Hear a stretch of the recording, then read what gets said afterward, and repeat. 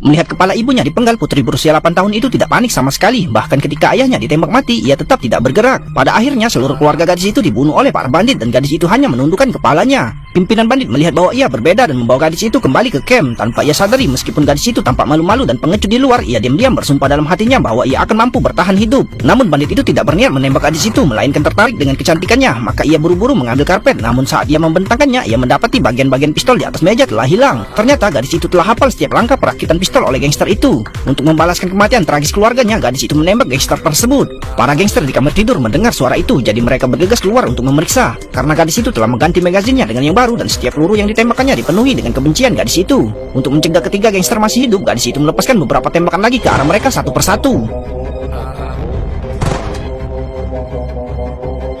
Tapi gadis itu tidak tahu bahwa apa yang dilakukannya akan segera mengubah hidupnya karena seorang pembunuh profesional sedang menuju ke arahnya. Namun saat si pembunuh naik ke atas, ia mendapati keempat sasarannya telah dibunuh dengan senjata api milik orang lain. Tanpa berpikir panjang, ia segera mengambil uang yang ada di atas meja dan bersiap untuk melarikan diri. Tapi tanpa diduga, ia melihat tangan gadis itu gemetar. Pria itu tampaknya telah menebak apa yang baru saja terjadi. Melihat bahwa gadis itu adalah orang yang berbakat, ia memutuskan untuk menerimanya sebagai muridnya. Maka ia sengaja mengangkat tangannya tanda menyerah dan memberi isyarat agar gadis itu mengikutinya keluar. Karena ia tunawisma, gadis itu tidak punya pilihan selain mengikuti pria tua yang baik hati itu. Tapi ketika pria dan gadis itu hendak meninggalkan kota tersebut, para prajurit menghalangi mereka. Walaupun pria itu diam-diam memasukkan uang ke dalam kartu identitas gadis itu, para prajurit tetap menolak membiarkan gadis itu meninggalkan negaranya. Yang sontak membuat pria itu murka. Hanya dalam 3 detik, 4 prajurit bersenjata itu dijatuhkan ke tanah olehnya. Setelah 30 tahun menjalani pelatihan iblis, gadis itu menjadi pembunuh bayaran terkemuka. Namun untuk menguji hasil pelatihannya, mereka menculik putra seseorang bandar narkoba setempat. Segera setelah itu, gadis itu datang ke sarang bandar narkoba itu sendirian. Namun saat bandar itu menawarkan tebusan sebesar $3 juta, gadis itu mengaku tidak menginginkan uang sepeser pun, melainkan ingin menghabisi para bandar tersebut. Setelah berhasil menyingkirkan gembong narkoba super itu, gadis itu berjalan dengan angkuh keluar gerbang villa. Saat pengawalnya mengetahui bahwa bosnya telah terbunuh, gadis itu tidak panik sama sekali karena ayah angkatnya diam-diam menembaki para pengawal. Dengan kerjasama diam-diam keduanya, hadiah $7 juta berhasil dikumpulkan. Saksikan keseruan